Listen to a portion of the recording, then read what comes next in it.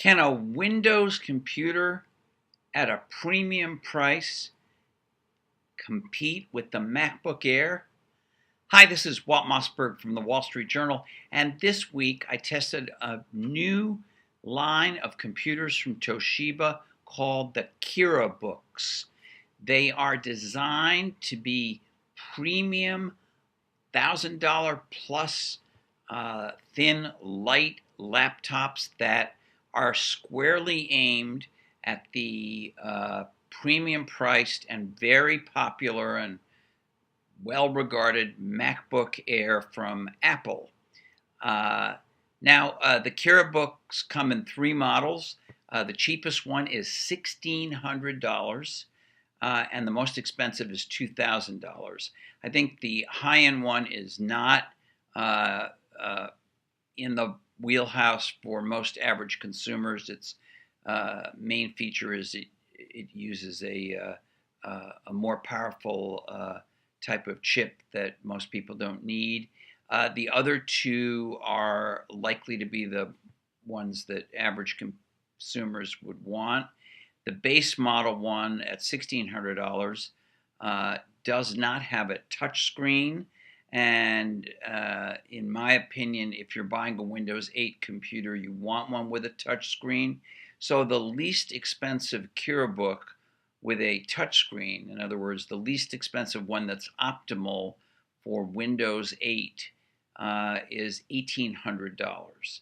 To give you a sense of comparison, the MacBook Air was just cut in price this week by $100, and it starts at $1,100. And even when you comparably equip it with the same amount of memory and solid-state storage that the Kirabooks have, it's still only $1,400, which is $200 or so less than the non-touchscreen Kirabook and $400 less than the touchscreen one.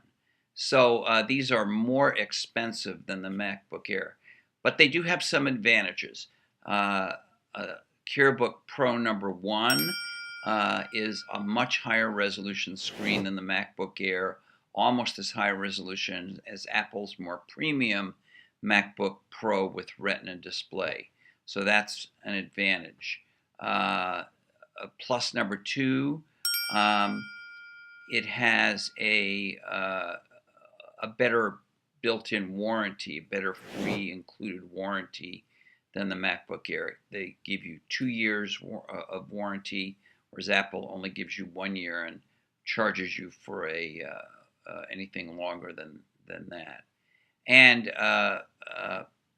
plus number 3, it has more ports and a better selection of ports, I think, than the MacBook Air. It has one more USB port, and it has an HDMI port for an easy connection to a TV, which is lacking on the MacBook Air. But there are some big disadvantages that I think make this computer overpriced and not worth it. Number 1, negative. It uses an older generation of Intel processors. Intel has just this month begun to ship a new generation of processors, which I think will eventually find their way onto almost everybody's laptops. And these processors have much better battery life and better graphics. Apple announced Monday that it is shipping the MacBook Air with these new processors, and that as a result, it is likely, Apple claims, to get up to 12 hours of battery life. That is on the 13-inch MacBook Air that is comparable to the Kirabook. The Kirabook won't have these new chips till the fourth quarter, and it only claims 6 hours of battery life. So if Apple's claims hold up, that would give it roughly twice as much battery life. Negative number 2 is tested battery life. Even with the current generation of chips on the Kirabook and the MacBook Air, when I did the comparisons in my battery tests, the Kirabook did about 4.5 hours, and the MacBook Air did over 6 hours. That's with the current generation of Intel chips, and that's a big difference. If you're going to have a premium priced, expensive machine, you really ought to have premium, market leading battery life in it. And the third